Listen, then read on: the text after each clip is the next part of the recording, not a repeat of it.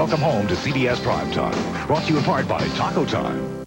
Talking to Harrison Ford tonight on CBS.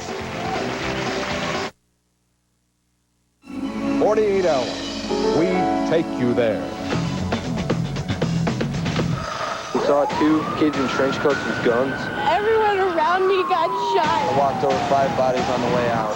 48 hours after the terror. Now, the hard questions. We'll take you inside the black trench coat mafia. They just decided, there's nothing else in life worth living for. Their friends tell what drove them to kill. In his eyes, he really hated those people. Could they have been stopped? Erin Moriarty has disturbing new details. Do you think somebody else at least knew about this? Yeah, I'm almost positive. And 2 teachers who became heroes that day.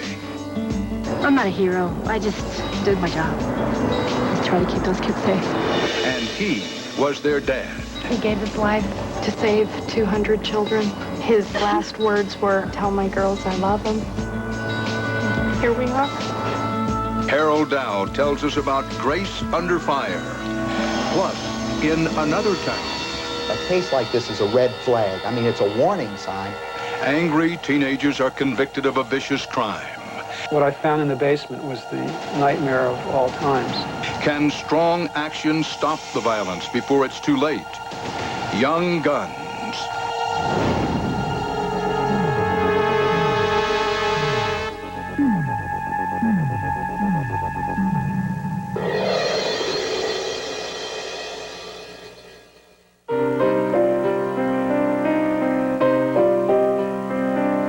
Their sorrow knows no bounds.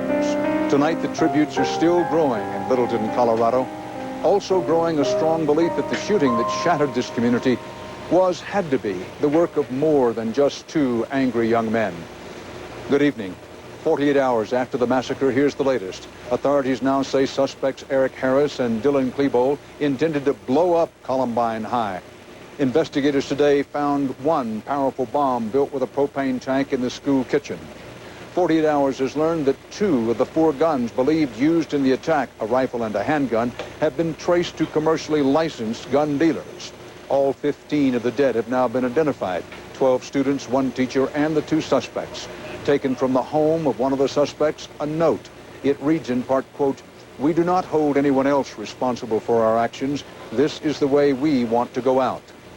Who were these young men? We're about to take you inside a world that seems more disturbing with each new detail, filled with possible warning signs of the terrible trouble to come. Erin Moriarty traces a path that led to destruction. There's someone in the window holding a sign up that says, "Help, I'm bleeding to death."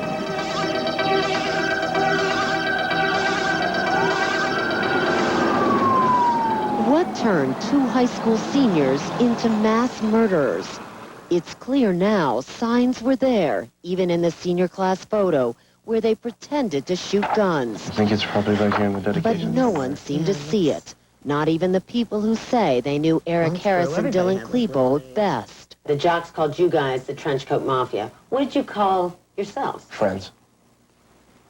That's what we were. We were friends.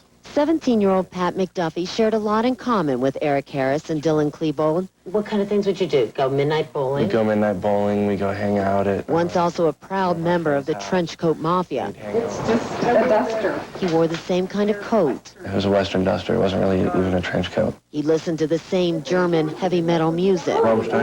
And while they would talk about Hitler and speak German in school halls, Pat insists there was nothing unusual or dangerous about any of it. Weren't trying to kind of stand out and make people a little nervous with the swastika, speaking German? No. I mean, we've been speaking German since our freshman year. But the behavior frightened other students, and a deep divide developed within the school. Everybody's aware of the Trenchcoat Mafia. Why? I don't care what they say out there, they all know them. Why? It's not like you notice all the kids look the same except them. They'd sit there in their car and just blast all their dumb music. And I mean, they're just weird, outcasted people.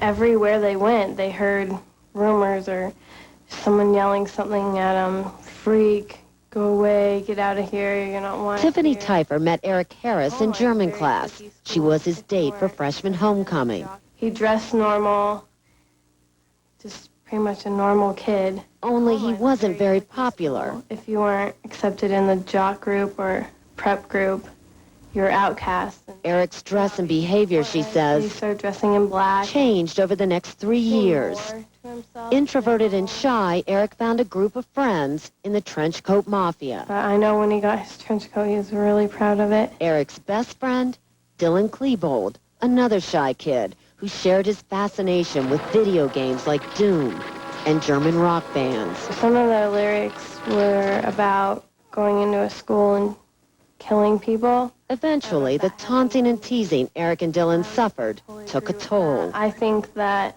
they were ridiculed so much through their high school career. They were living up to their reputation of being freaks and goths. So Tiffany says the rejection especially hurt Eric. you could sometimes tell when he was talking about, like in his eyes, he really hated those people. The full extent of the anger that overtook Eric and Dylan became apparent on Tuesday, when students like Aaron Cohn, caught in the school library, say the two shooters specifically targeted athletes and minorities. Because they came in, they said, all the jocks stand up, we're going to kill every single one of you. Oh, they really hated athletes because the athletes were the ones that made fun of them. But enough to kill them and themselves? I never thought that they would ever do anything even remotely close to this. Just didn't seem like the kind of kid that there was anything to worry about. Pat's mother says Dylan Klebold was often at their home. He was polite and yes, ma'am, and no, ma'am, and kind of a little shy. Eric Harris was described in much the same way. I thought he was a wonderful kid. Karen Good, who lives one door down from the Harrises, had encouraged her 16-year-old son, a football player, to ride to school with Eric. And Matthew said, no, I'm not going with that kid. He's strange. And he kind of scares me. Did he kind of scare you? I guess a little bit, yeah. It was in the last year Eric and Dylan's role as the persecuted changed to persecutors. They made a movie. It was a spoof on Rambo, and instead of Rambo being in Vietnam, he was in a school, and they were killing off all the jocks, pretty much. And that was the point of this movie? Yeah. And then there was Eric's website, a jumbled mix of violent song lyrics and instructions on how to build bombs. Shrapnel is very important, Eric wrote, if you want to kill. Also on the website, a list of the people that Eric hated the most, including classmate Brooks Brown. He had threatened my son's life on the internet. Randy Brown had actually gone to the police after Eric made threatening phone calls to his son. Took it to the police over a year and a half ago, and nothing was done. That morning, we were getting shoes, and Jessica Rosencrantz says Eric threatened her in bowling class. It's like, you are such a stuck-up bitch, and someday you're going to pay for it. I was like, And there were discipline problems. Both boys were convicted of theft and breaking into a car. At the same time, there was a heightening tension between Eric and Dylan and other students at school. There was supposed to be a fight, I think, and Earlier in the year, Matthew Good says a scheduled showdown between jocks in the trench coats never materialized. then they showed up a couple hours later with swords and stuff. Then, 2 weeks ago, when Eric turned 18, Pat says he bought a rifle that may have been used in the attack. How did you know he went out and bought it? Because he told me. Last weekend, Eric and Dylan spent most of their time inside Eric's garage. I heard some power tools being run. Police say they were making bombs. Pat McDuffie believes the massacre was Eric's idea, and that what may have sparked it is something that worries every other high school senior in America. I think that they were looking at their lives, and they were like, well, we're going to graduate in 19 days, and we have nothing in life for us. You know, neither of them had a girlfriend, and Eric didn't have anything going for him at all. You know, he didn't have school, didn't have work.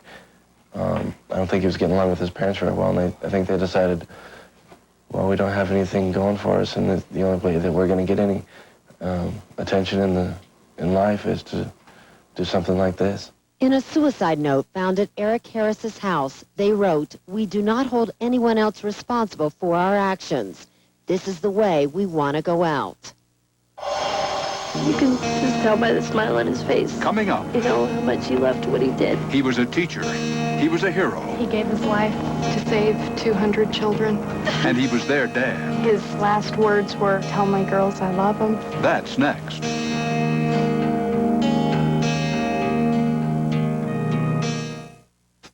"48 Hours" is sponsored by First Union, your guide to the financial world.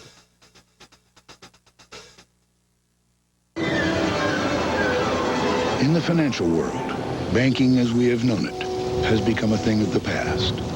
Brokerages, insurance companies, all of our financial institutions are in transition. Teller windows have become electronic gateways. The savings book is now the investment portfolio, and financial products which once could only be obtained from a vast number of different sources can now be obtained from one.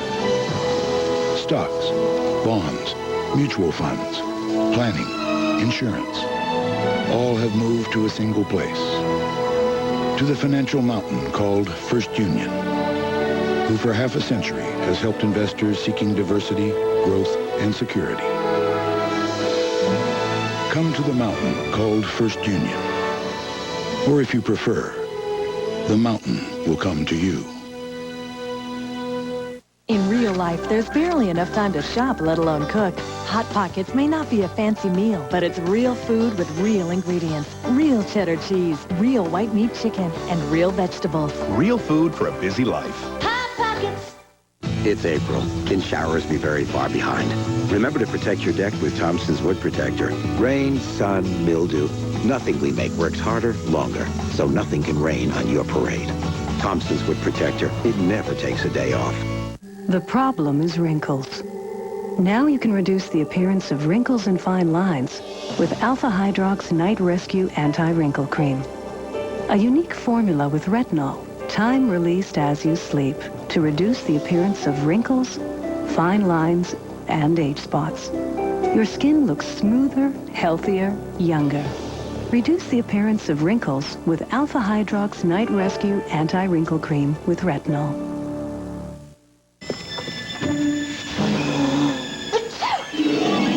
When your allergies are a nightmare, you need help. You need the power of Zyrtec. Prescription Zyrtec goes to work and lasts 24 hours. In studies, drowsiness was the most common side effect. Others included fatigue and dry mouth. Most were mild or moderate. To learn more, ask your doctor or pharmacist. So when allergies are a nightmare, remember the power of Zyrtec. Touched by an Angel, CBS Sunday.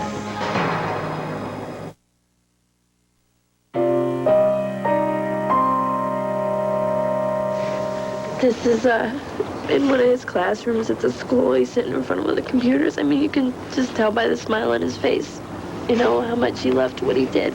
He always... His name, Dave Sanders, but his daughters just called him Daddy. He enjoyed what he did, and he did everything he could to make sure that everybody else enjoyed it, too. And today, here in Littleton, the students at Columbine High are calling him a hero. He was definitely a hero to show the courage that he did, risk his life to save all his students and people he didn't know. They say it was just like Dave Sanders to put his students before himself. He'd been doing it for 22 years, as a teacher and as a coach. Lately, he talked of retiring, but Sanders' family says he couldn't tear himself away from the school or the kids. He was specifically concerned about a few kids that had, he didn't know what to do with. And apparently they were the kids that caused this disaster. A disaster that could have been even worse, if not for Dave Sanders. He started the initial evacuation and told everyone to get down. Sophomores Brendan, Dan, Sean, and Scott were there when the shooting started. He was trying to help everybody he could. They say Sanders tried to make it upstairs to warn even more students. Mr. Sanders, he did show the courage that I wish I did have. And that's when Dave Sanders was shot. After he was shot, he was still helping people. walking around with a chest wound. Sanders was hit twice in the chest, but with the bullets flying just behind him, he still managed to lead a group of terrified students out of harm's way into a science classroom on the second floor. Kids came running up from the cafeteria into my classroom, and they're like, Sanders has been shot. And then, you know, I didn't believe it at first. And then I saw him come in. Blood was everywhere. He had been shot like twice, like just blood everywhere. The people we lost to won over 100 ball games. Cammie Harold was on the basketball team Dave Sanders coached, and in the classroom where he collapsed. The only thing I hoped for at that time, I was praying, like, get him out of here, please. Just, you know, get him out of here. With the gunmen still on the loose and pipe bombs scattered throughout the school, SWAT teams couldn't rescue Dave Sanders. The students and teachers trapped inside the classroom with him performed first aid, used their own clothes as bandages, and they tried desperately to keep him alive. Doug Johnson, the biology teacher in that classroom, made a sign to put up in the window. His room faces the parking lot. What did the sign say? One bleeding to death. Chemistry teacher Teresa Miller was inside the classroom. She was there as Sanders' students helped their teacher cling to life. They took his wallet in which he carries hundreds of pictures of his kids, and showed him the photographs, and would ask Dave to tell me about who's this beautiful girl. They said, this is why you need to live. These people love you.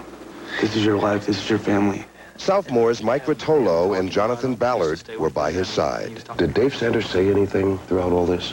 He did. He tried to, like, almost stand up, and he was talking through it all, and he's just, I gotta go, I've gotta go, and stuff like that. He was saying, if they don't get help, I'm not gonna make it. Yeah. Almost 4 hours after the first shots were fired, the SWAT team finally made it to the classroom. They evacuated other teachers and students first. We were all on the stairs going down to the cafeteria, and the bomb squad people all had their guns up. Miss Miller tried to go back to Sanders, like, and then they yelled at her. They're like, get back down on this, like, totally just yelled at her, wouldn't let her go. And he was just left in the room. Dave Sanders, still alive at that point? Yeah, I was actually the last student out of the room, and as I was leaving the room, he said, tell my kids I love them. Instead of, feeling sorry for himself or anything like that, he said, tell my girls I love them. And here we are. Dave Sanders died before he could be evacuated. His students say he died so they could live. I think he definitely was a hero, and he didn't die in vain. And the kids say he's not the only hero teacher. They said Dave's a hero, you're a hero. I'm not a hero. I just did my job. I just did what hundreds of teachers do every day. And Dave Sanders' daughters say their dad would feel the same way. They say he died doing what he loved, helping children. I just hope somebody was with him.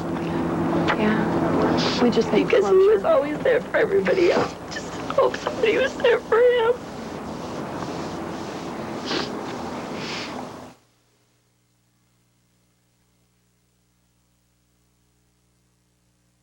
She was proud to put kids on the street.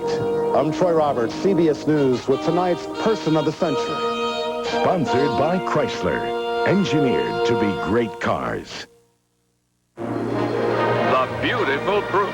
The firepower Hemi is a powerful competitive engine. Chrysler unleashes its newest engine. It is fast and revolutionary. Even now we are working on new engineering marvels for future 300s.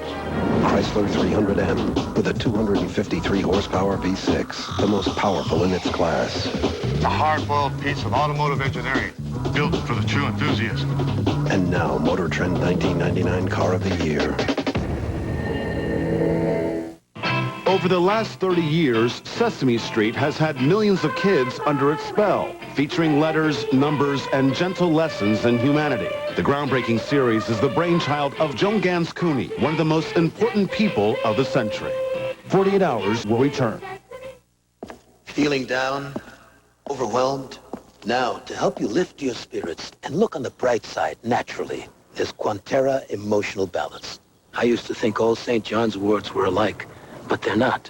The extract in Quanterra was clinically proven effective by doctors. And research suggests it regulates neurotransmitters affecting emotional wellness. New Quanterra Emotional Balance. There is light at the end of the tunnel. If it's not clinically proven, it's not Quanterra. The answer lies out there, Watson. On the Moores homes?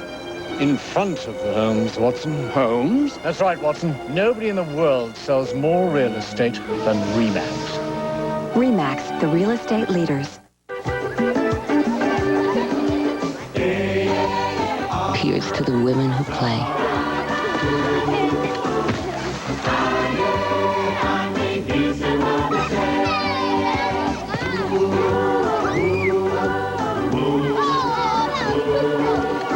Allstate, proud supporters and fans of Women's World Cup soccer.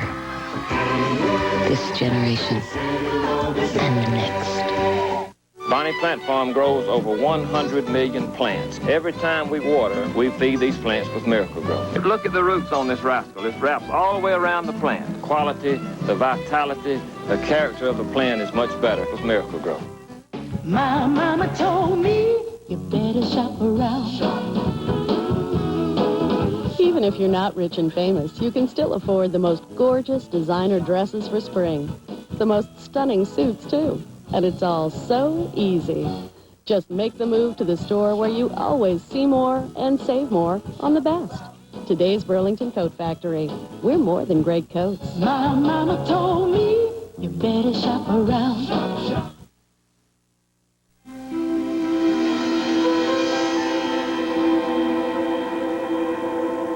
This case and all its unanswered questions now belong to the office of Jefferson County District Attorney Dave Thomas, who joins us now. Thanks for being with us, Mr. District Attorney. You bet. You've been inside the school. What did you see?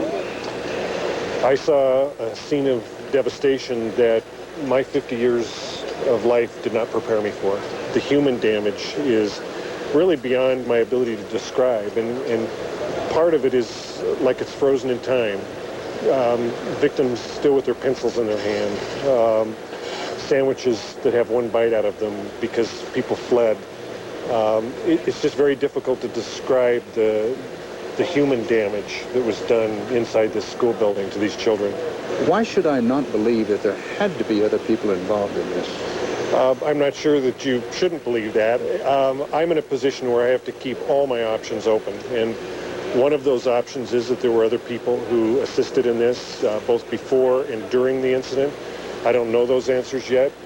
One of the other options is that a lot of preparation was done by these two in advance, which would have meant having some or all of these devices in the school prior to Tuesday of this week.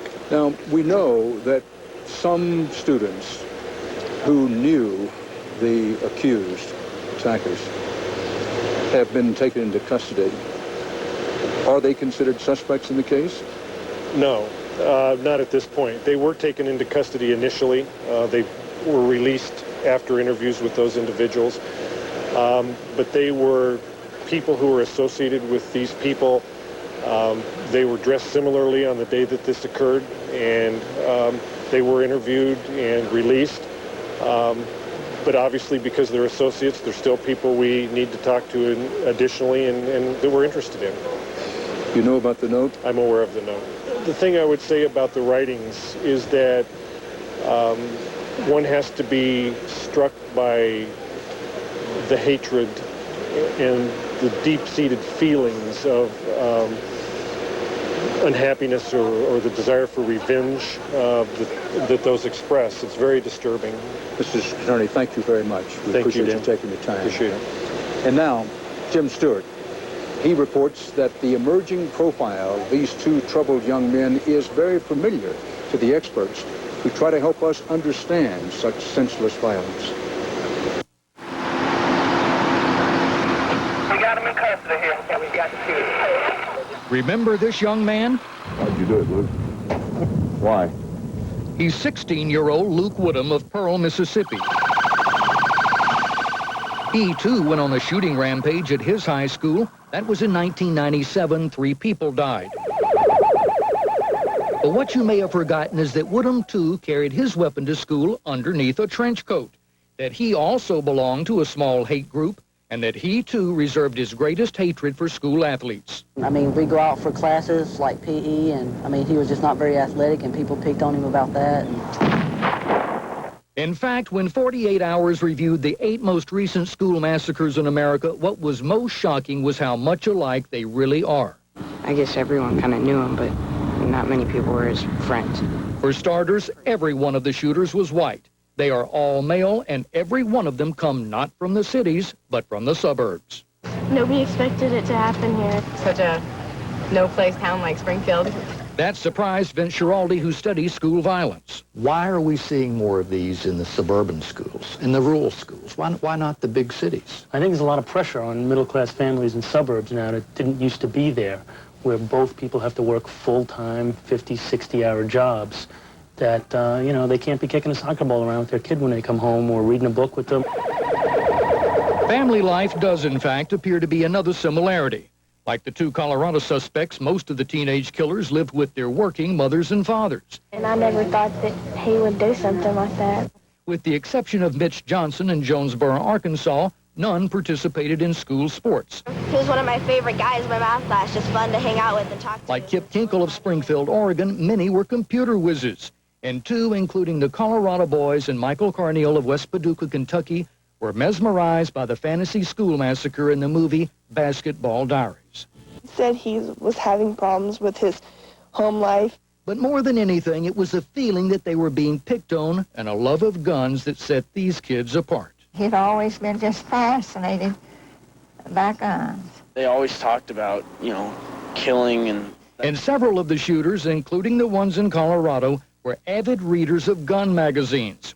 It's got a centerfold, which author Lucian Truscott argues directly target impressionable teenage boys. This is shot exactly the way they shoot nudes in Playboy. The gun industry won't comment, but Truscott argues their meaning is clear. This is advertising to sexy young kids, making the whole idea of guns and camouflage and what they're wearing sexy and cute, and you better believe kids notice it. And of course, they don't have to look far for the weapons to fulfill their fantasy. In 7 of the last American school massacres we found, the kids got their guns from their own home or that of a neighbor. For the students who survived Tuesday's carnage, the emotional recovery is just beginning. Young minds and hearts struggling to work through the pain and grief. Bill Lagatuda tells us how some of the families are inching forward.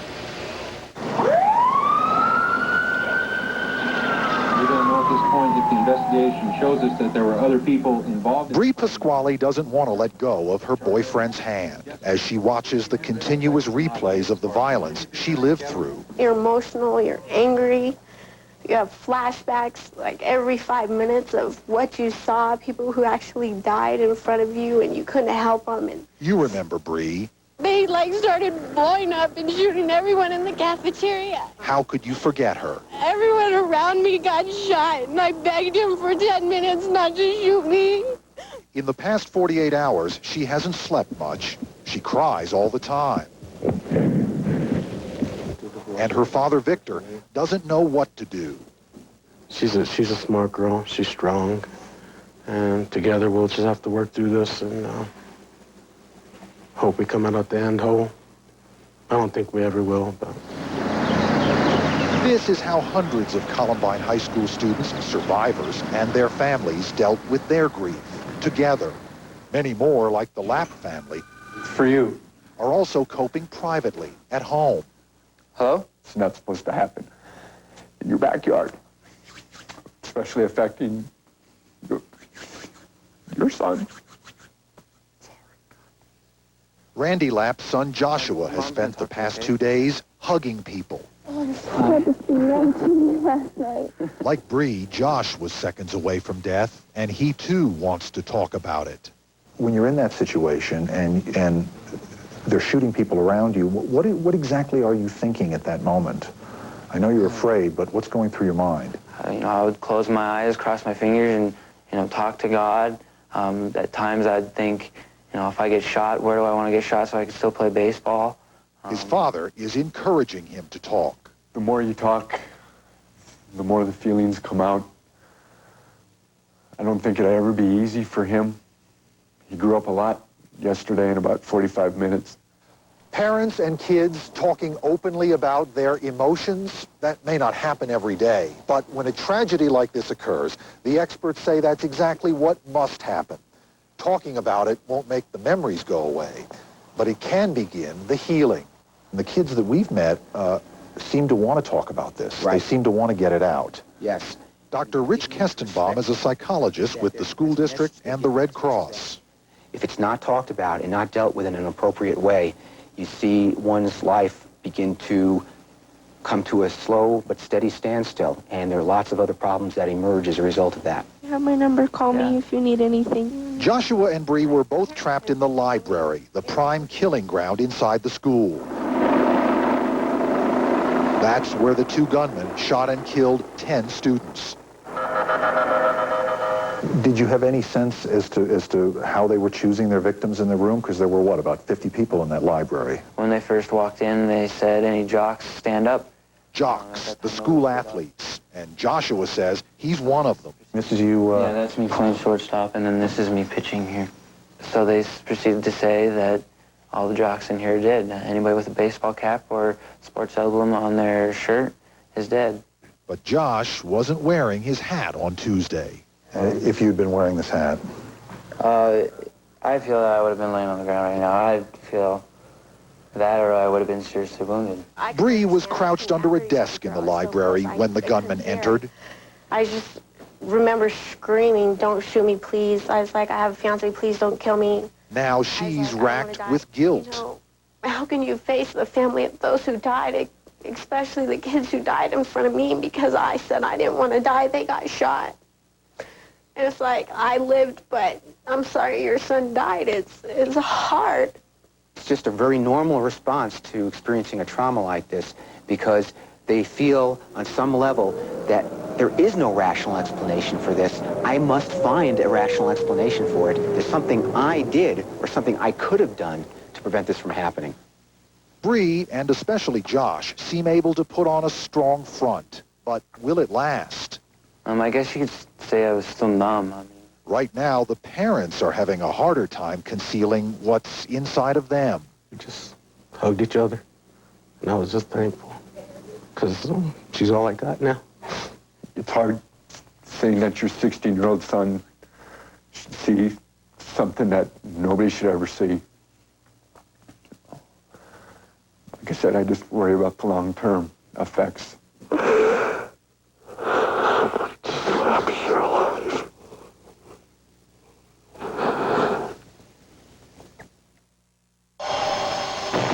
Still to come. Movies, games, they glorify death. Parents who are firing back. They lost their child in the school shooting in Paducah, Kentucky. Now they are taking aim at video games, the internet, and Hollywood. Just ahead.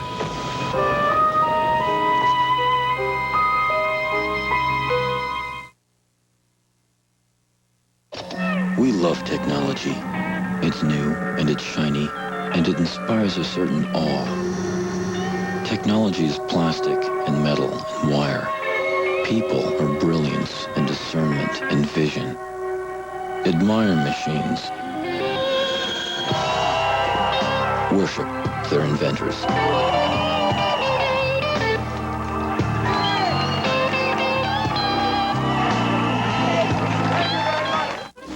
There are at least 100 questions every home buyer should ask. Like, how much down payment do I need? Can I buy a $200,000 home with an FHA loan?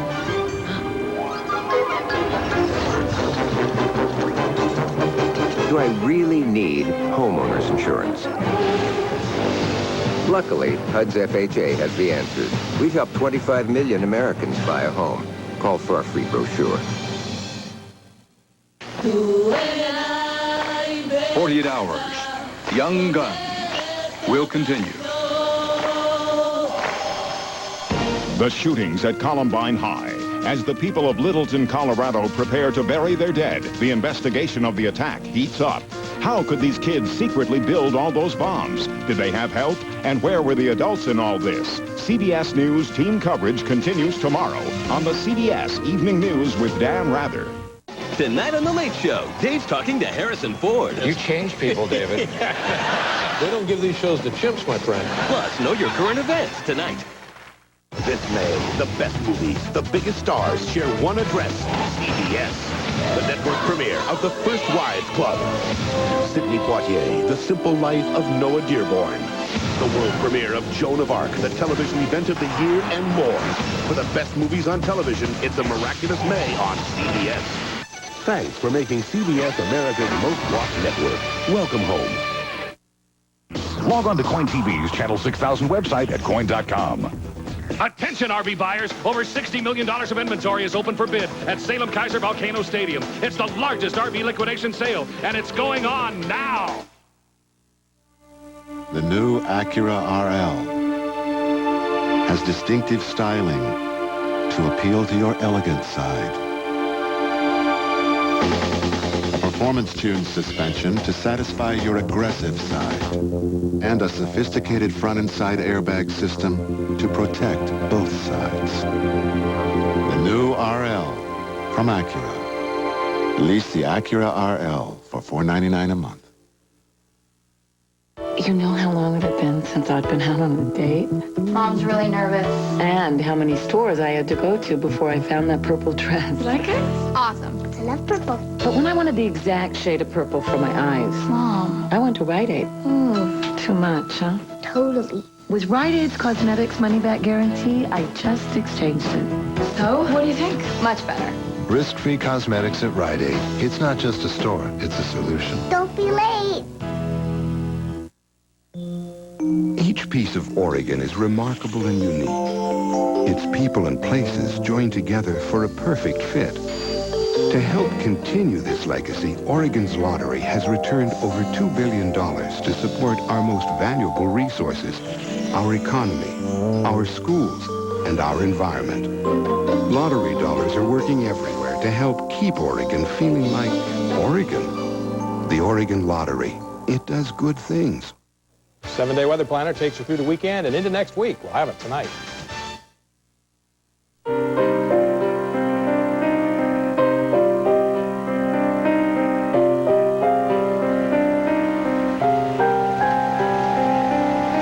School officials across the country are on alert tonight.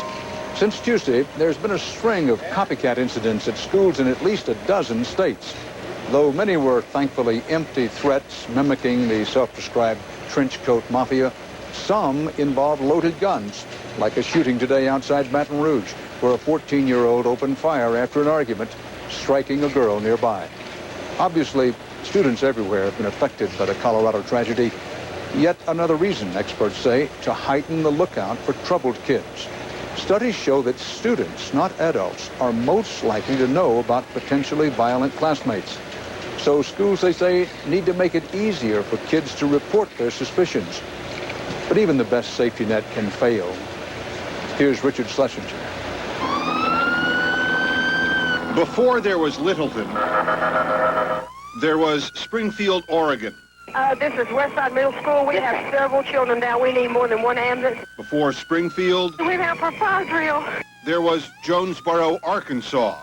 We have had gunfire. Where's the shots fired? Where? In the lobby. Where? In the lobby of the high lobby school? of the high school. And before Jonesboro, Ma'am, is anyone injured? We've got at least 3 down. there was Paducah, Kentucky. 22 has been used. They've got the weapon from the students this time. Paducah always wanted to be known for other things. But every time one of these tragedies happens, everybody remembers Paducah, and everybody in Paducah remembers. I think about it constantly. That picture in my mind goes over it. There's not a day that I don't think about it. The first shots, me going down, seeing people get shot, you know, the things that went on around me. It just constantly replays in my mind every day. Even if she stops hearing the shots in her mind, Missy Jenkins will never be the same as she was before December 1st, 1997. She was at Heath High School when 14-year-old Michael Carneal Can you tell us why you did it? went on a rampage. He killed 3 students. 1, 2, 3. He shot Missy Jenkins in the back and paralyzed her. She's 17 years old. You know, I felt like I was reliving it all over. And she's watched everything from Colorado this week.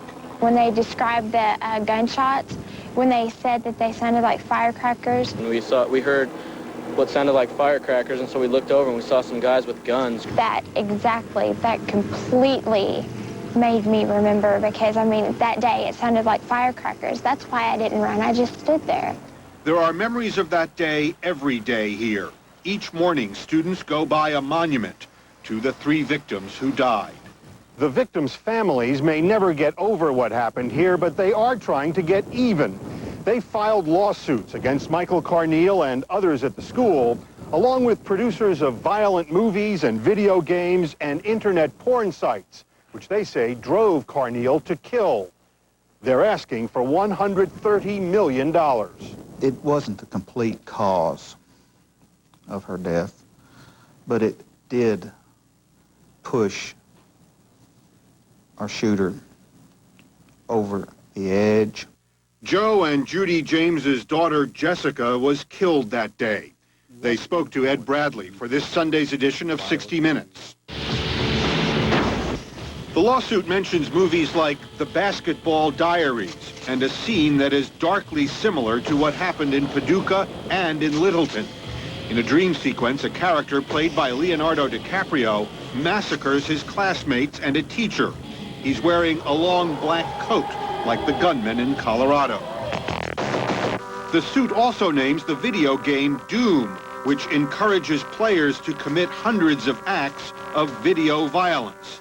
Michael Carneal played it, so did the kids in Colorado.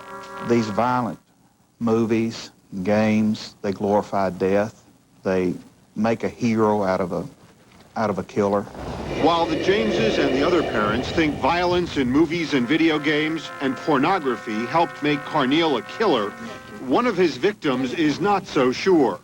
Do you think that caused Michael Carneal to go in there and open fire? No. I don't think it did. You think it would have caused any of these other kids to go in there and open fire? No. There are not a lot of people in Paducah who know what causes these tragedies. They've had a lot of time to think and a lot of killings to study. I keep thinking, you know, maybe somebody will learn this time. Maybe somebody will learn this time. But so far, that nobody's learned, and I don't understand why. Coming up. What I found in the basement was the nightmare of all times. One town where the warning signs were everywhere. A case like this is a red flag. And they took action. Next. Some people call it retirement planning. I think of this as future construction. Year by year, block by block, until... It's our dream house. Beautiful. But I was hoping we could afford to travel. This plan can help make it happen. We can even make sure you've got worry-free income for life. AXA, dynamic vision, equitable, a trusted resource. Call us. Equitable is a member of the global AXA group. To celebrate the launch of our everyday garden furniture collection, Kmart suggested a pool party. With so many styles, that's one big pool. Here's our Victoria set. South Beach Cafe, Aspen benches, Key West, La Jolla, 10 different styles, and so much more. Okay, girls? See the new everyday garden furniture, now at Kmart. When it's time to clean your outside windows, does the job seem this big? Next time, try Windex Outdoor. Just aim, spray, and rinse. Windex Outdoor's concentrated formula and sheeting action dissolve tough outdoor grime to get windows clean. No buckets, no ladders, no aggravation. Bring a big job down to size with Windex Outdoor from S.C. Johnson Wax. A beautiful shine, a lot less time. CBS Friday. A family of hero cops could lose one of their own in a terrorist bombing. The season finale of Turks. CBS Friday. Friday, a psycho is out to terrorize Yasmin Bleak. Who would do this to me? Who gives you the biggest case of the heebie-jeebies? And he's exploiting her on the internet. He wants me dead, right? He's got to kill me first. But the bigger danger... We're going to turn the tables on this guy. ...could be her protector, Don Johnson. I don't want you here alone. All new NASH, CBS Friday. The address is CBS. Welcome home. Jeff Gianola and Kelly Day tonight on KOIN 6 News at 11. The Hawthorne Bridge reopens this weekend, but don't expect to drive over it right away. We'll explain tonight. Hi, I'm Jeff Gianola. Also on KOIN 6 News, a sunny weekend ahead until Sunday night. Jim Little's forecast coming up. Plus, a Portland high school student comes to school in a black trench coat and makes threatening remarks. We'll show you what happened. And find out which smells will cure what ails you. Tonight on KOIN 6 News at 11. During Dodge Adventure 99, America's best-selling, most innovative minivan now comes with a $1,000 cash allowance. Or you can choose a vacation package worth up to $1,800 at the new Universal Studios Islands of Adventure theme park in Orlando, Florida. Or a vacation package at Universal Studios Hollywood. It's the adventure of a lifetime, and we have the rides to prove it. See the friendly Dodge dealer near you. After 100,000 grueling test miles, we challenged the new Civic to follow us for another 100,000. Because at Kia, we're so obsessed, every test mile counts. Will you look at that? 173,000 miles! And you want to get a snapshot? You want to get those cases? Again? Mile. We got to do this for another 27,000 miles. See you guys at the next mile. Go Kia. Do we make a reliable car for $2,700 less than a Honda? Darn right. Do we need counseling? Probably. Kia. It's about time everyone had a well-made car. We've seen the end of the clouds for a couple of days anyway. We'll have the forecast for you tonight.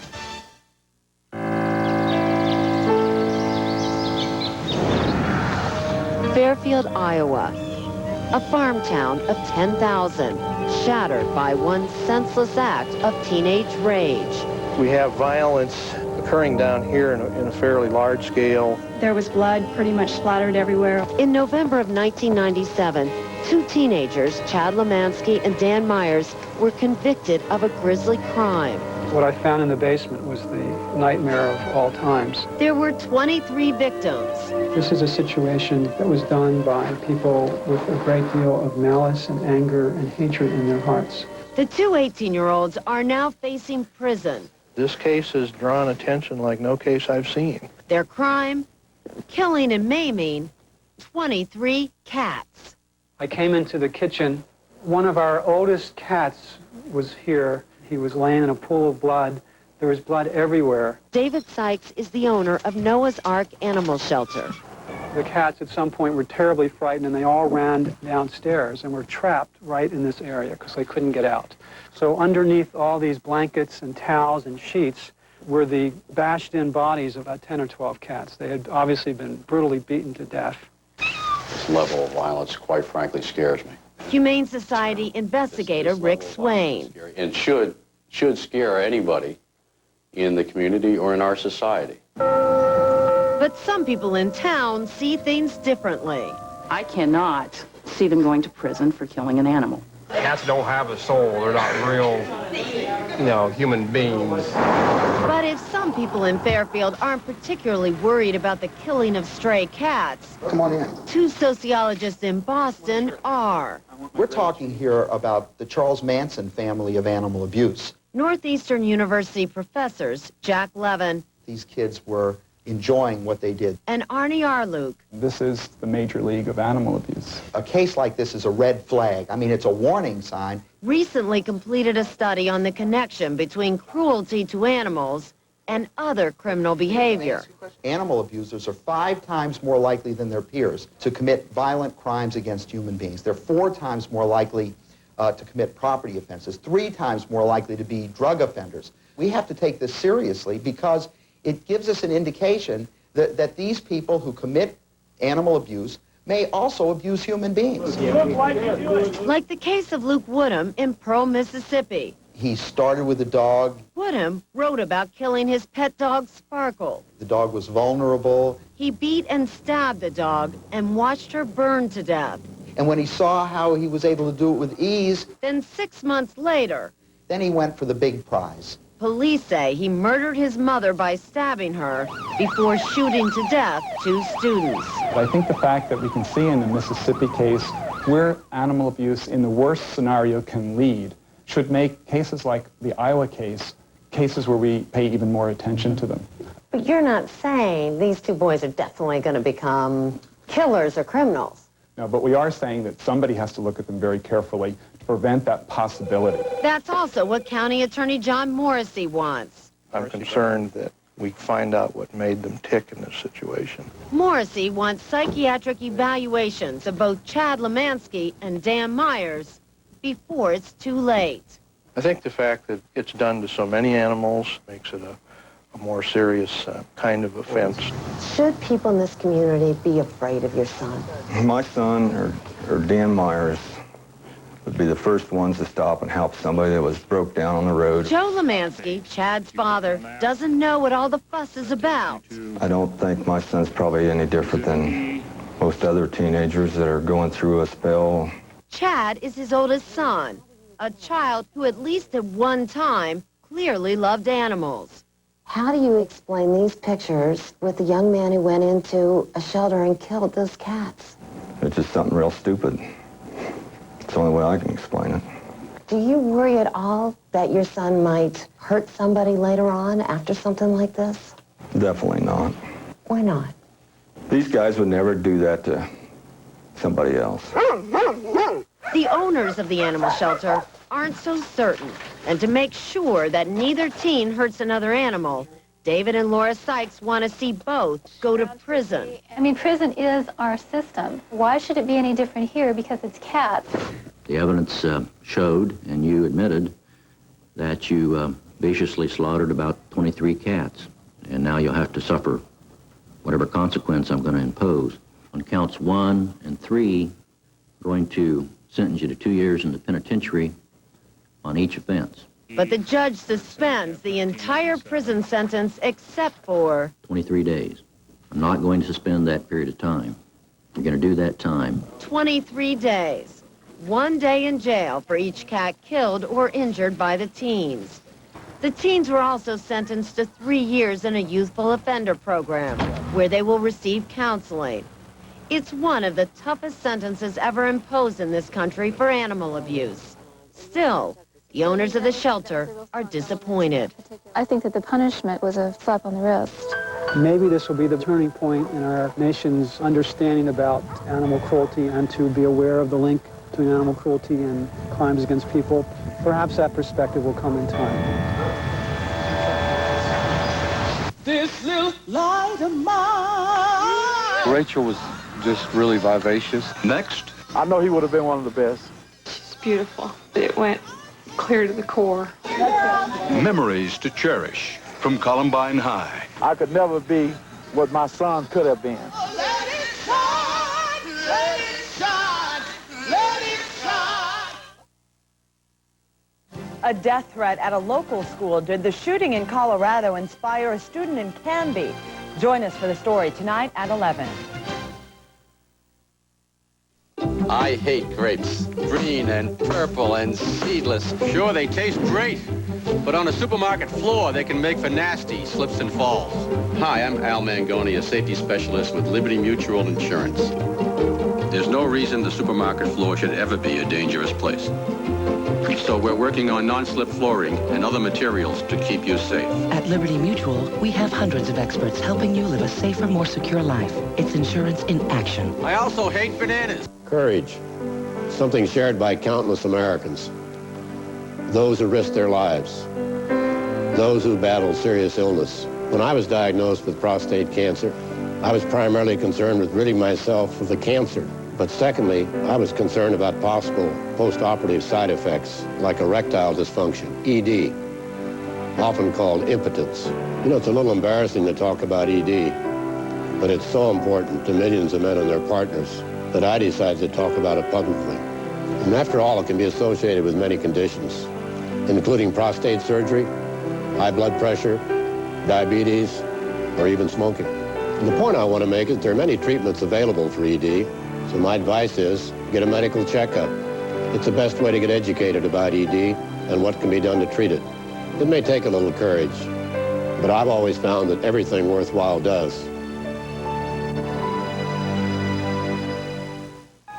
I never thought when my son moved away that I wouldn't see him for 3 years. It's just a tractor for my grandson. But this trip I wasn't going to miss. He's sleeping. This is for when he's older. My son had built his own life. Hey, Dad.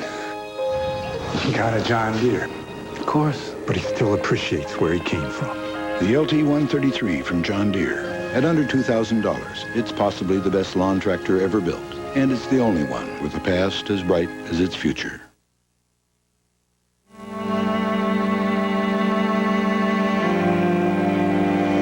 Through all the graphic memories of Tuesday's carnage, those who knew the victims are reaching back to other memories of youth and hope, memories that now must last a lifetime. This little light of mine, I'm gonna let it shine. They're mourning the dead at Columbine High School. 3 days ago, a place that was so full of life. This was really the beginning of a new life. All these seniors that were 3 weeks away from graduating, this was the next step in their life, and they were all so excited for it, and Lauren was right there with all of them. Lauren Townsend's family, her parents, step-parents, sister and brothers, have gathered to remember their moments with her. That morning going to school, she was describing when she was older what her wedding ring was going to look like. She had it down to a T. Before she got out of the car that night, she just reached over and she gave me a little kiss on the lips and said, I love you, Dad. And I can still feel that kiss. This is the one that was going to be that's going to be in the yearbook. Lauren was an honor student, captain of the girls' varsity volleyball team, a volunteer at soup kitchens. She loved animals and wanted to major in biology. She was hungry for learning. She won a scholarship to college. We were going to be a research team. She was going to be my field technician next year. And, we could sit here and go on and on about her plans. Lauren had big plans and a passion for life, just like all the kids who were killed at Columbine High. Cassie Bernal was devoted to her church. Corey DePuter loved to golf and fish and was a good student. So was Matthew Kechter, a junior who played varsity football. Daniel Mauser was a straight-A student who excelled in math and science. John Tomlin did missionary work in Mexico and wanted to join the Army. Rachel Scott was a gifted actress and writer and active in her church. Her brother Craig survived the shooting. It's just gonna be a hole in our family. She was just always the bubbly part of the family. No one can start a feeling the feel and the hurt I have. Michael Shows admired his son Isaiah, who wanted to work in the music business. I know he would have been one of the best. I could never be what my son could have been. All these young people, Stephen Kernell, Kelly Fleming, Daniel Roybal, Kyle Velasquez, all that's left of their lives is what could have been. But I'm so afraid it's going to be forgotten. And I'm so afraid these kids are going to be forgotten. But we want people to know about her. We don't want people to forget this.